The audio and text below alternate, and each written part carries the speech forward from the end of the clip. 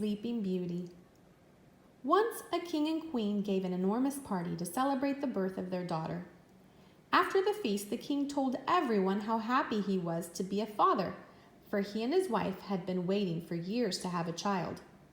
Next, he made everyone laugh with a story about learning to change diapers. Then it was time for the guests to give the baby princess their presents.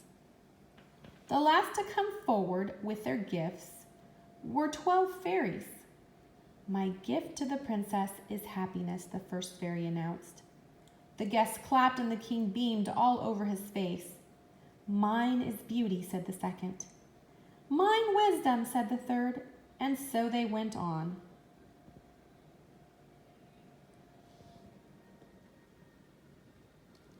The 12th fairy was about to give her gift when a clap of thunder shook the palace. The doors burst open and the guests cowered as an old woman shuffled in. "The 13th fairy," people gasped in horror. The fairy's terrible voice hissed from the doorway. "Where's my invitation, king?" "Someone must have forgotten to deliver it," the king mumbled. "Servants, set another place, quick." Actually, he hadn't invited her because he only had 12 golden plates for the fairies to eat from, so he decided to leave one out. The fairy stood over the little princess's cradle. The baby gurgled and reached up her tiny hand.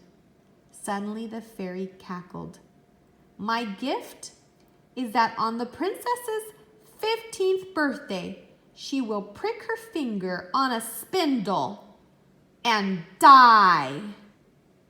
With another clap of thunder, the wicked fairy flew away. The palace doors banged shut. There was a terrible silence. Then the queen began to cry. The 12th fairy stepped forward.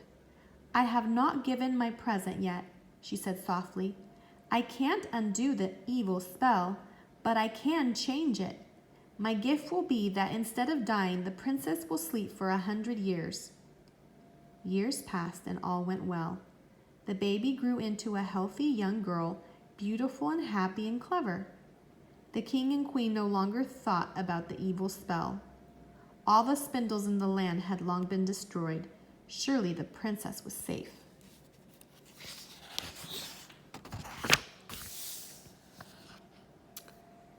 But on the day of her 15th birthday, the princess found a door she'd never noticed before. Behind it, a staircase climbed into a tower. Up the princess went until she reached a door with a golden key. The princess entered a tiny room. An old woman sat at a wheel. "What are you doing?" the princess asked. The old woman smiled. "I'm spinning. Don't stand there staring, child. Try it yourself." She pushed the spindle towards the princess. At that moment, a terrible thing happened. The sharp spindle pricked the princess's finger, and she sank to the floor. Down in the busy courtyard, the hen stopped cackling. The princess's dog stopped chasing the cook's cat. In his study, the king was writing his daughter's birthday card, but the pen fell from his fingers. Even the kitchen fire stopped burning. The whole place went to sleep.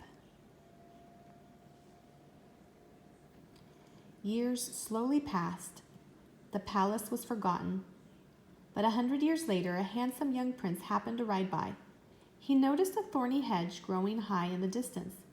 His servants laughed and told him an old story of an enchanted palace and a sleeping beauty. But what if it's true, the prince thought, and rode towards the hedge. At first he could see no way through. The hedge was far too thick and thorny for climbing. Then he drew his sword and began to hack his way in. The prince couldn't believe what he found on the far side. All around him, animals and people stood and lay as still as statues. He walked through the palace. Not even a fly buzzed on the sunlit windows. No one moved, no one answered his questions. Then he came to a half-open door at the base of a tower. Inside was a staircase. The prince thought he saw something gold glinting at the top. He bounded up the steps and a moment later was beside the princess. Sleeping Beauty, he murmured to himself, leaning over her. He couldn't resist. He bent down and kissed her on the lips. At once the princess opened her eyes. As she did so, the fire roared back into life down in the kitchen. In his study, the king picked up the pen he dropped and finished writing his daughter's birthday card.